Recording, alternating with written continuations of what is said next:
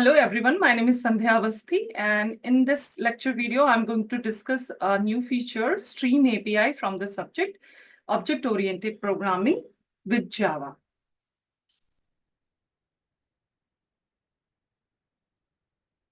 So in this lecture video, I'm going to cover Stream API and a little bit of introduction on it, various uses of Stream API features, different Stream API operations, and some example to show how to use a Stream API.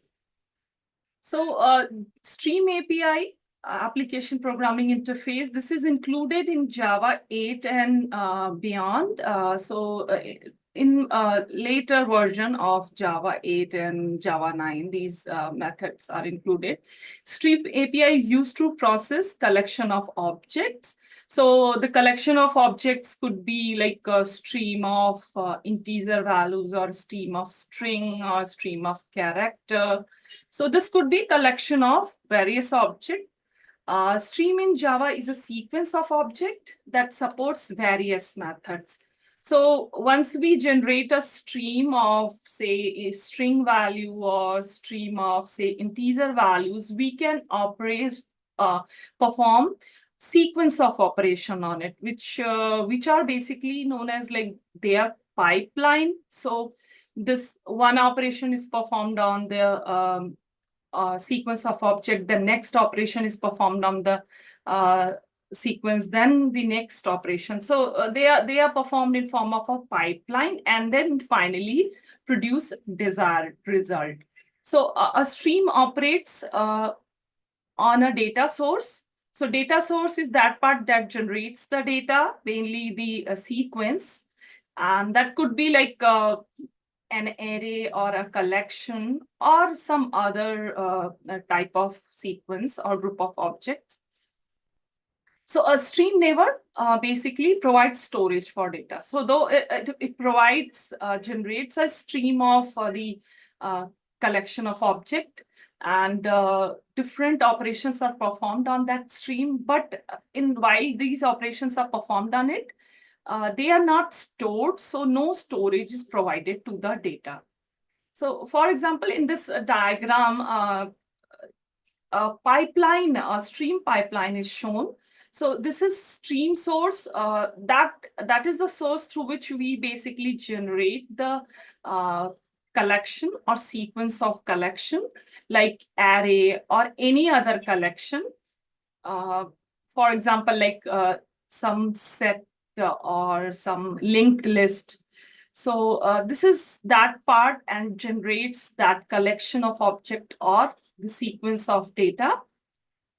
Then in the next step, basically, different intermediate operations are performed one after another. So if we perform 2, 3, 4 operations, they are performed on the same stream one after another, and that is known as intermediate operations. And finally, some terminal operations are performed that produces one single result. So for example, terminal operations are like max, min, or even count. These are known as some terminal operations. So finally, after we perform this terminal operation, the desired result is produced, and that we receive here. So this part where the different operations, intermediate operations that are performed on the stream generated streams, this is known as the stream pipeline. So uses of Stream API, one of the use of Stream API is using Stream API, you can express and process collection of objects. So collection of object like array of integer or array of characters or array of string values. This enables us to perform operation like filtering or even mapping or some sort of reduction or sorting operations. So it is purely functional in nature, and an operation, if it performs on stream, it produces the result, but it does not change the value of that is coming through the source. That means the source, whatever value it is generating and putting in form of stream, the values does not change, only the final outcome we receive after the pipeline and final result when that is produced. So some features like stream does not store elements. It conveys element from source such as data structure in form of an array or an IO channel or a pipeline of various computational operation. So basically stream is functional in nature, and any operation that is performed of stream does not modify the source value. Some other features are when we filter a stream that is obtained from a collection that produces a new stream without the filtered element, and it does not remove element from the source collection. Stream is also known as lazy and evaluates codes when it is required. So elements of a stream are not only visited once during the lifetime of a stream. That means stream, the various element in the stream, once they are visited once, for that life of that stream, it is never visited twice, right? It is only visited once in the life of a stream. So whenever you try to do and print the value of that stream on which we already worked upon, it will produce results. So once we go through different intermediate operations and finally terminal operation, and the result is printed, we never be able to use that stream again. So that is what is meant by this line. So the stream are only visited once during the life of a stream. So like an iterator, which is basically used to traverse over the collection of object or a collection. So a stream must be generated to revisit the same element of source. So stream operations are mainly categorized into two types. One is intermediate operation, for example, like filtering, mapping. And then we have terminal operations. So terminal operation, the job of these operations is to produce the final result, single value it produces. And while intermediate operation, it only performs the operation and converts its form. So some changes that takes place over the stream, and it generates a new stream with some changes. So it returns a stream. So it takes a stream and then it returns a stream. So say you get a stream of values of 2, 4, 6 or something, and that it goes to a function that doubles its value. So new stream would be generated and the double of it would be generated. That means now it would be a new stream with double of every element, right? So this stream would be generated. So the output of any intermediate operation is a new stream and some changes that occurred on it, right? So the intermediate operations, these are only executed once a terminal operation is invoked on stream. And this sort of evaluation is known as lazy evaluation. So it produces another stream, hence intermediate operation can be used to create a pipeline. So that means we can perform two or more than two different operation in a sequence. That's why it's known as a pipeline. So terminal operation, the job of terminal operation is to produce the final result. So for example, it takes a stream of values and it finds out the maximum. So it returns maximum value, or it returns minimum value, or it calculates the number of elements in it. So it returns the count, the number of elements in the sequence. So once a terminal operation is executed, and this stream cannot be further utilized.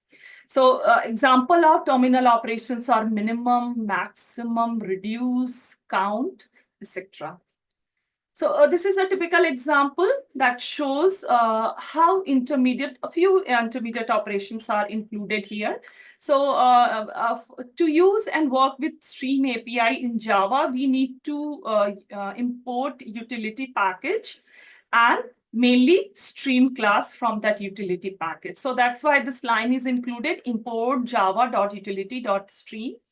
So a class is created and it basically creates an object of list, right? An object. So that object includes these names.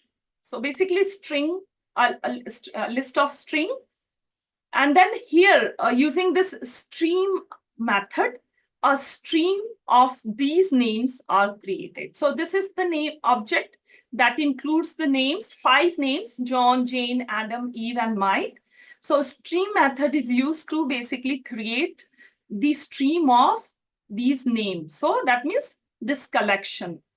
And then the intermediate operation filter is performed. So this is the next step. That means there are 3 things are done in the pipeline. First, stream is created of these names. Then second, it performs filtering operation, and you can see a lambda expression is included that basically processes the stream and returns all the string names that start with J character. Then once that stream comes out of the first step, filtering step, the mapping function is done. So basically this function, which is to uppercase function, that converts the letters or the lowercase letters to uppercase letters. So it will process the sequence of names and converts the name into uppercase. Then finally, collection function is performed that collect and converts the value into a list form. So that's how all the names. So there are 2 names that start with J, that is John and Jane. So finally, the output here we received a list of names. So in this pipeline, once the stream is created, 3 different methods, 3 different intermediate operation is performed: filter, map, and collection. Now coming to reduction operations. So there is a function known as reduce function, that is also known as the terminal operations. So it basically reduces 2 stream into a single stream. So it takes 2 strings, str and str2, and then concatenates, and then finally produces the results. So it basically combines various strings. So the results would be concatenation of all the string that is there in this stream, right? So this is a very good example. Reduce is a very good example of terminal operations. So the content here are mainly taken by the Java, the complete reference by Herbert Schild, and Java by E. Balagurusammy, and also some part is taken from Java T-Point website. So that will be all in this video. In my next video, I'm going to discuss about base 64 encoding and decoding. Thank you so much, everyone. Do press like button